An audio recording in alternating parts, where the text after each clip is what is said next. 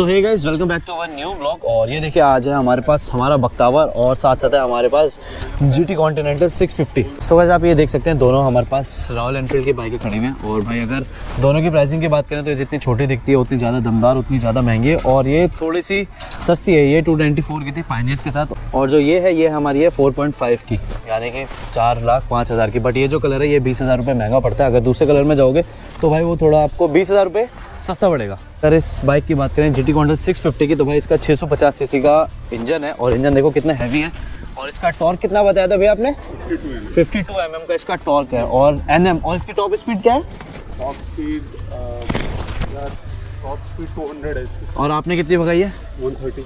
देख रहे हो भाई 130 ये नॉर्मल भाग जाती है। इसमें थोड़ा सा 120 में डर लग जाता है, लेकिन ये 130 बाद में भी स्टेबल रहती है।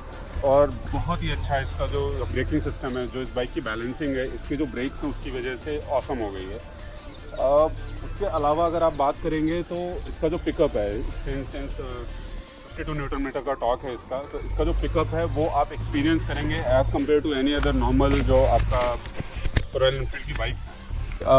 आप अगर इस बाइक को और किसी बाइक के साथ कंपेयर करेंगे, जैसे आप बात करते हैं रॉयल एनफील्ड 650 सीसी की कोई भी बाइक आप ले लें, अगर उसके साथ कंपेयर करेंगे तो आपको फार बेटर एक्सपीरियंस फील करेंगे आप इसमें। इसी के साथ कंपेयर कर रहे हैं, राइट। अगर हम कंपेयर करें हिमालयन के साथ, तो अगर आप देखें तो हिमालयन देखने में आपको बहुत हैवी लगेगी, ये बाइक उसके सामने बहुत छोटी लग रही है। लेकिन आप अगर इन दोनों को रोड पर लेकर जाएंगे तो देखिए दोनों बाइक्स के अपने अपने प्रोज एंड कॉन्स हैं। ठीक है, इस बाइक के अंदर डुअल साइलेंसर है। अगर मैं आपको इसके अंदर दिखाऊं तो डुअल साइलेंसर के अंदर आपका ये ट्विन प्लग लगा हुआ है। लेकिन इस बाइक का एक जो मैंने ख़राब एक्सपीरियंस नोटिस किया है अभी तक, वो ये है कि ये जो प्लग है आपका ये लूज़ हो जाता है। अगर ये लूज़ हो गया तो आपका जो बाइक है वो सिंगल साइलेंसर पे आ जाता है। और ये देखिए एक जो प्रॉब्लम अभी आया है, ये रिप्लेस होना अंडर वारंटी है, तो ये ऑर्डर पे गया हुआ है। लेकिन ये प्रॉब्लम आप एक्सपीरियंस कर सकते हैं। अदर देन दैट, इस बाइक को जो ऑसम बनाता है वो है इस बाइक का बैलेंस और ब्रेकिंग सिस्टम। ठीक है, सेकेंड चीज़ जो मेरा अपना एक्सपीरियंस है वो ये है कि अगर आपकी हाइट कम है तो आपको इस बाइक के ऊपर थोड़ा सा मुश्किलें आ सकते हैं। I tell you the reason why, because आप अगर इस सीट पे बैठते हो और आपका हाथ पूरा इस हैंडल तक आने में आपको ज़्यादा स्ट्रेच करना पड़ता है, तो बॉडी वेट आपको सीधा आगे चला जाएगा। तो या तो आपके हाथों में इतनी ताकत हो कि आप वहाँ पे 2 से 3 घंटे तक लगातार अपना जो बॉडी वेट हो अपने आर्म्स पे डाल सकें। अगर वो नहीं है तो आपकी हाइट अगर 6'6", अब मेरी अपनी हाइट 6'1" के आसपास है, तो 6'1" में मेरे को थोड़ा सा कंफर्टेबल हो जाता है। बट वहीं अगर आप 5'7", 5'8" है तो आपका एक्सपीरियंस अच्छा नहीं आएगा। अगर हम लॉन्ग ड्राइव करते तो ये सही है क्या? लॉन्ग ड्राइव, देखिए लॉन्ग ड्राइव के लिए अगर आप इस बाइक की स्पेसिफिकेशंस के ऊपर जाएं, रॉयल एनफील्ड ने किस कॉन्सेप्ट पे इस बाइक को लॉन्च किया था, तो उनका सिंपल सा कॉन्सेप्ट ये था कि ये है, इस बाइक को पर्पसली डिज़ाइन किया गया था कैफे रेसिंग के लिए। हम जब बात करते हैं कैफे रेसिंग, तो लॉन्ग ड्राइव के लिए इस बाइक को रिकमेंड नहीं किया गया। इसकी जगह अगर आप देखेंगे GT कॉन्टिनेंटल के साथ एक और बाइक लॉन्च की है उन्होंने, है इंटरसेप्टर। ठीक है, तो इंटरसेप्टर को उन्होंने लॉन्च किया इस कॉन्सेप्ट पे कि आप लॉन्ग ड्राइव में, क्योंकि वो बाइक बिल्कुल स्ट्रेट है, उसका जो हैंडल है वो स्ट्रेट है, इस हैंडल के आपको थोड़ा सा बेंड होना पड़ेगा। तो लॉन्ग ड्राइव पे अगर आप जाएंगे बेंड होके, तो आपको बीच बीच में रेस्ट लेना पड़ेगा, राइट। सेकेंड, लॉन्ग ड्राइव पे जाने से पहले आपको इस बाइक के साथ बहुत तैयारियां करनी पड़ेंगी। सिंस आई सेड इस बाइक का माइलेज नहीं है, ठीक है, ये आपको माइलेज देगा 17 to 18, मैक्सिमम आपका 200 किलोमीटर्स, 210 to 220 किलोमीटर्स आपका जाएगा टैंक फुल पे। ठीक है, उसके बाद आपको इसको रिफिल कराना पड़ेगा। तो आप अगर किसी ऐसे रूट पे जा रहे हैं जहाँ पे आपको ऐसा लगता है कि फ्यूल पंप की प्रॉब्लम है, तो आपको इस चीज़ के लिए देखना पड़ेगा कि आप अपना फ्यूल का मैनेजमेंट कैसे करेंगे। सो लॉन्ग ड्राइव के ये कुछ कॉन्स हैं। प्रोज की अगर आप बात करें तो आपको ये नेशनल हाईवेज के ऊपर वो एक्सपीरियंस देगी जो आपने नॉर्मल रॉयल एनफील्ड बाइक्स पे फील नहीं किया होगा। मैं देखिए और सुपर बाइक्स की बात नहीं कर रहा हूँ, लेकिन अगर आप आरी की बात करें तो आरी में ये वाला जो एक्सपीरियंस आपको मिलेगा वो किसी और बाइक में नहीं आएगा। ठीक है, सेकंड, मैंने ये भी एक्सपीरियंस किया, अगर आप 100-110 पे भी इस बाइक का डिस्क यूज़ करते हैं तो ये बाइक डिसबैलेंस नहीं होगी, राइट। ये लिटरली डिसबैलेंस नहीं होगी, ये मेरा अपना एक्सपीरियंस है। उसका हीटिंग इशू क्या आता है? हीटिंग इशू, यस, ये एक बहुत अच्छा क्वेश्चन है आपका। हीटिंग के लिए इस बाइक में स्ट्रिक्टली रिकमेंडेड है कि शॉर्ट्स में बाइक ना चलाएं। ठीक है, विद इन 15 to 20 सेकेंड्स इसका इंजन हीट हो जाता है, और हीट होते ही अगर आपके पैर यहाँ पर या यहाँ कहीं टच हो गए तो ये आपकी स्किन निकाल देगा।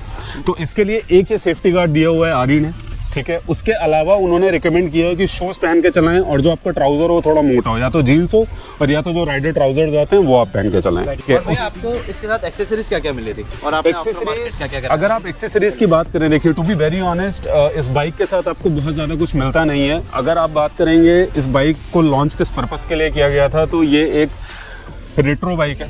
ठीक है। अगर आप देखेंगे इसका जो लुक है, मैंने इसके अंदर काफ़ी मॉडिफिकेशंस कराए हैं तो लुक इसका थोड़ा चेंज हो गया है। बट इसके अंदर जो आपको हेडलैम्प मिलेगा और नॉर्मल कन्वेंशनल हेडलैम्प मिलेगा, साथ में इंडिकेटर भी कन्वेंशनल है आपके, राइट।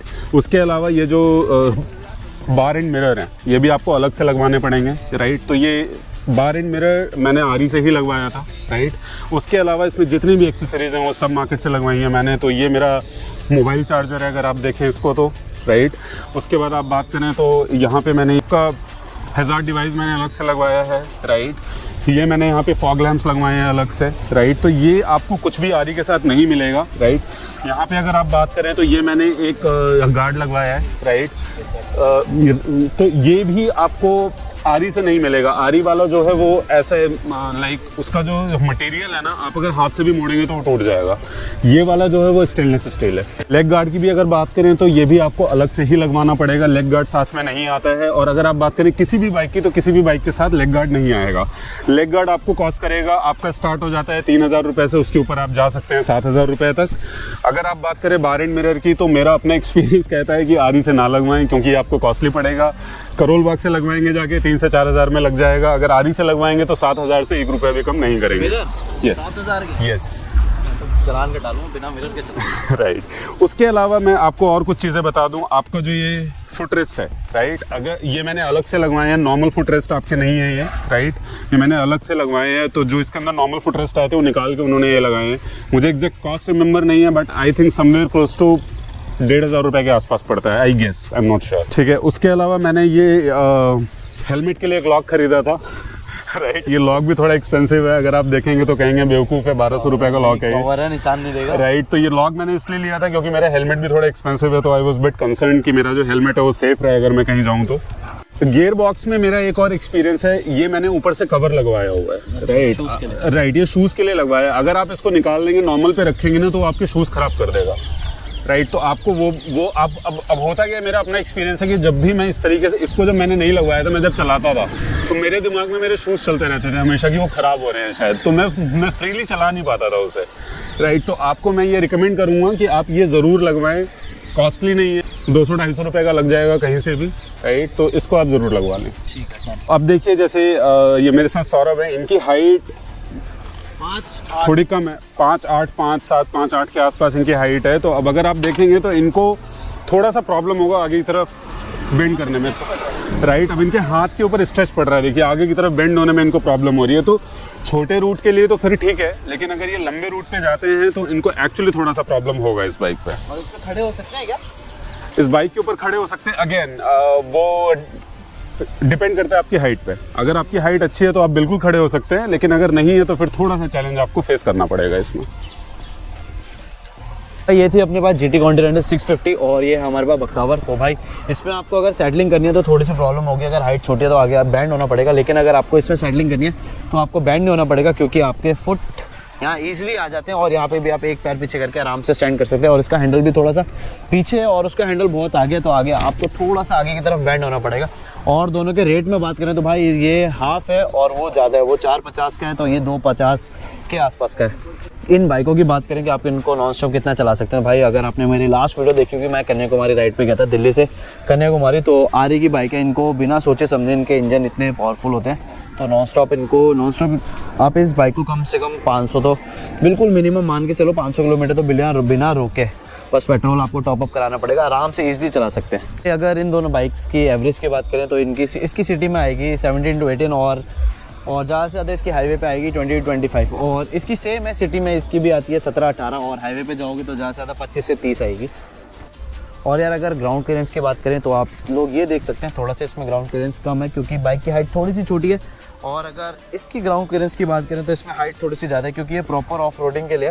सो चलो भाई करते हैं आज की वीडियो ख़त्म। और जिसको भाई ये बाइक पसंद है तो भाई ज़रूर ये बाइक ले, क्योंकि अपना बजट नहीं था हम ये बाइक नहीं ले सकते, हमारे पास ये बाइक लेना है, हमें इस बाइक से हम टूरिंग नहीं कर सकते। ऑफ रोडिंग और टूरिंग इस बाइक में पॉसिबल नहीं है, तो हमें ये वाली बाइक लेनी पड़ेगी क्योंकि हम इस पर ऑफ रोडिंग भी कर सकते हैं, टूरिंग भी कर सकते हैं। तो चलो भाई करते हैं आज की वीडियो खत्म, मिलते हैं अपनी नेक्स्ट वीडियो में, बाय बाय।